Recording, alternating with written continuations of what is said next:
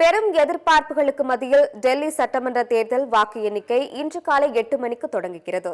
70 தொகுதிகளை கொண்ட டெல்லி சட்டமன்றத்திற்கு கடந்த 5ஆம் தேதி ஒரே கட்டமாக தேர்தல் நடைபெற்றது.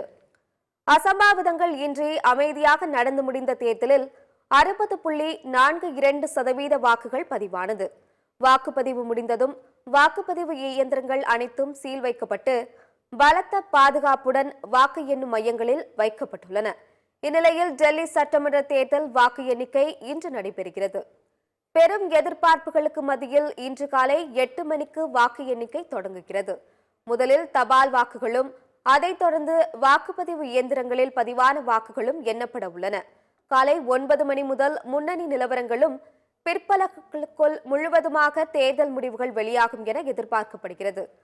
ஆம் ஆத்மி ஹாட்ரிக் வெற்றியுடன் ஆட்சியை தக்க வைக்குமா அல்லது 27 ஆண்டுகளுக்கு பிறகு பாஜக ஆட்சியை பிடிக்குமா என மிகுந்த எதிர்பார்ப்பு எழுந்துள்ளது.